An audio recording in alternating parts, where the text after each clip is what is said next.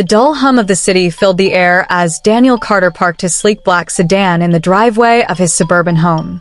The porch light flickered, casting a warm glow over the neatly trimmed lawn. It was late again. As he shut the car door and adjusted his tie, he exhaled, running a hand through his neatly combed hair. Another 12-hour day. Another missed dinner. Inside, the house was quiet except for the faint sound of the television in the living room. Sarah was curled up on the couch, her arms crossed over her chest, eyes locked onto the screen, though he knew she wasn't really watching. "You're late." Daniel loosened his tie, sighing. "I know. Last-minute meeting." She didn't respond, just nodded stiffly before turning back to the screen. The tension in the air was thick, but he didn't have the energy for another argument. As he passed by Jamie's bedroom, he noticed a thin sliver of light creeping from beneath the door. A small wave of guilt twisted in his stomach. He had promised his son he'd be home earlier tonight. He knocked softly before pushing the door open. Jamie sat on his bed, his short legs dangling over the edge, a book resting on his lap. His brown eyes flickered up, lighting up for a brief moment before dimming. "Hey, buddy," Daniel said, forcing a smile. Jamie hesitated, then asked, "Daddy, can I ask you something?" Daniel chuckled, stepping inside and sitting on the edge of the bed. "Of course, kiddo. What's on your mind?" Jamie bit his lip, looking nervous. "How much do you make an hour?" Daniel frowned, caught off guard. "What?" Jamie repeated the question, his voice softer this time. Daniel shifted uncomfortably. "Why do you want to know that, Jamie?" "I just want to know," Jamie said. "Please." Daniel sighed. "Well, if you must know, I make about $100 an hour." Jamie's face fell slightly as he looked down at his lap. His small fingers fiddled with the edge of his blanket. Then, after a long pause, Jamie looked up again, his voice barely above a whisper. "Daddy, can I borrow $50? For a moment, Daniel just stared at his son, his exhaustion boiling over into frustration. "Jamie, if the only reason you asked that was so you could buy some silly toy, then no." "Absolutely not," he snapped. "I work hard every day, and money doesn't grow on trees. You can't just ask for it like that." Jamie's lower lip trembled, and he quickly lowered his head. "Okay, Daddy," he whispered. Daniel exhaled sharply, rubbing his temples. "Go to bed, Jamie." Without another word, Jamie slid under his blanket and turned his back to his father. Feeling like he had made his point, Daniel got up and left, shutting the door behind him. Daniel poured himself a glass of whiskey and sat in his home office, staring at the dark screen of his laptop. He knew he had overreacted. Jamie wasn't the kind of kid who asked for money often. So, why had he wanted the $50? The question gnawed at him. Sarah appeared in the doorway, arms crossed. "What happened with Jamie?" "Nothing," Daniel muttered. She scoffed. "Nothing?" "He wouldn't even look at me when I tucked him in." Daniel sighed, running a hand down his face. "He asked me how much I made an hour." Sarah frowned. "Why would he ask that?" "I don't know." And then he asked if he could borrow $50. Sarah's eyes softened. "Did you ask him why?" Daniel hesitated. "No." He hadn't even thought to ask. Sarah shook her head, disappointed. "You should talk to him." For a long moment, Daniel sat there, the weight of his mistake pressing against his chest. Finally, he set his glass down and stood. The bedroom was dimly lit when Daniel gently pushed the door open. Jamie was still awake, curled up on his side, facing the wall. "Hey, buddy," Daniel whispered. Jamie didn't move. Daniel sat on the edge of the bed. "I'm sorry for earlier. I was tired and I got upset. I should have asked why you needed the money." "So, why did you ask?" There was a long silence. Then, slowly, Jamie turned over.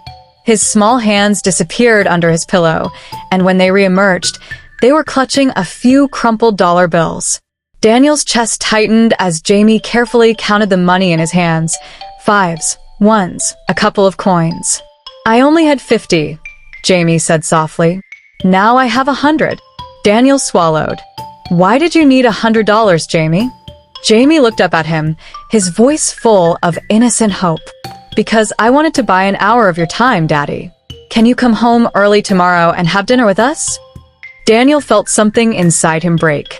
He stared at his son, this small boy who had counted his savings, believing that his father's time was something that could only be bought. Tears burned behind his eyes.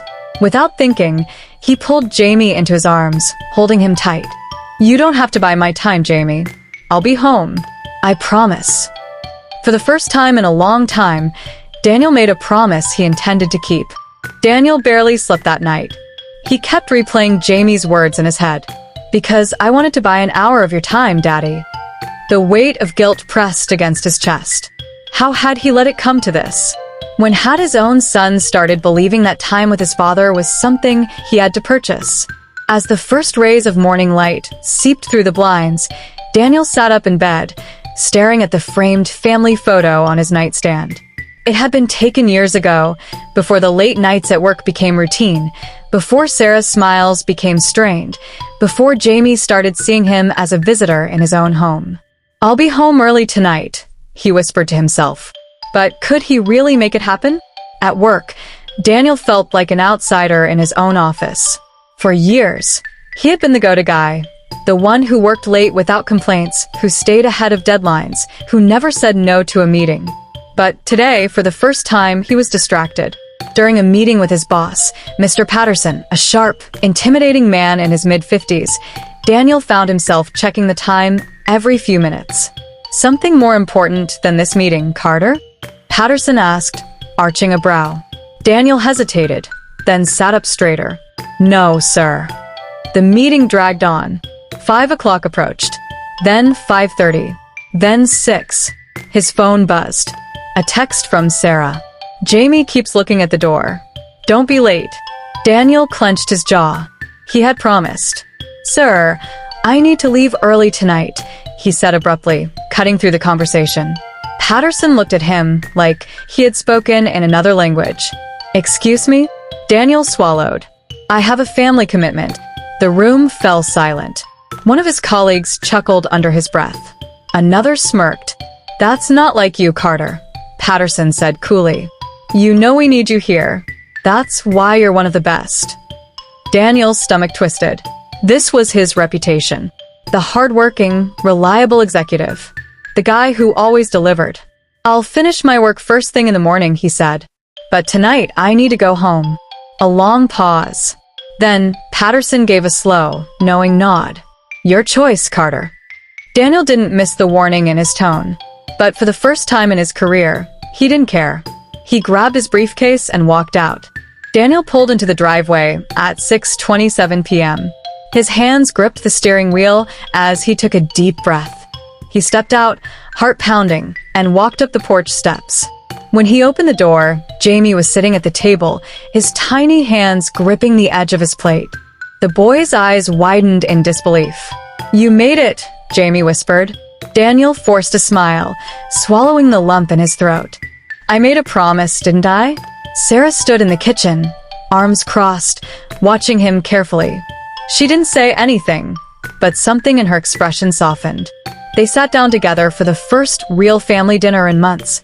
Jamie talked excitedly about school, about a soccer game he wanted to play in, about a funny story his friend told him. And for the first time in a long time, Daniel truly listened. The food was warm, the conversation easy, the laughter genuine. It wasn't much. It wasn't grand, but it was real. And Daniel realized this was what he had been missing. The next morning, Daniel walked into the office feeling lighter. But the weight returned the moment he stepped into Patterson's office. Carter closed the door. Daniel obeyed, tension creeping up his spine. Patterson leaned back in his chair, studying him. I'm not in the business of lecturing grown men about their personal lives, he said. But last night was a mistake. You know that, don't you? Daniel held his ground. With all due respect, sir, I think last night was the first right decision I've made in a long time. A slow, disapproving shake of the head. That's not how this world works, Carter. You want to make it to the top? You sacrifice. You stay the extra hours. You prove that you're indispensable. Daniel's hands curled into fists. And what if I don't want to sacrifice my family for this job? A smirk. Then someone else will. and they'll take your place." The words hit hard. Daniel knew they weren't an empty threat. "You have potential, Carter," Patterson continued. "But if your heart's not in this anymore, maybe you should figure out what you really want." Daniel left the office, his mind racing. What did he really want? For the next few weeks, Daniel tried to balance everything. He worked hard at the office, but refused to stay late. He made it home for dinner more often. He showed up to Jamie's soccer game, but it wasn't enough. At work, he was losing favor. Meetings happened without him. His boss stopped relying on him. He could feel his position slipping. At home, Sarah was still guarded. "I just don't know if this will last, Daniel," she admitted one night. "I've seen you try before. Then work pulls you back in." And then Jamie got sick. A high fever. A late-night hospital trip. A moment of sheer panic as Daniel sat by his son's bed, watching him sleep, realizing just how fragile everything really was. And that was when he knew it wasn't about promotions, or money, or status. It was about time. Time he could never get back. Time that mattered more than any job ever could. So the next morning, he made the biggest decision of his life. He walked into Patterson's office, handed in his resignation, and walked away. Quitting his job wasn't easy. Money would be tighter. Stability wasn't guaranteed. But for the first time, Daniel felt free. He started a consulting business, one that allowed him to set his own hours. It was risky, but he had something more valuable than security. He had time. Time to take Jamie to school. Time to cook dinner with Sarah. Time to be present. And one evening, months later, as he tucked Jamie into bed, the boy looked up at him with a sleepy smile.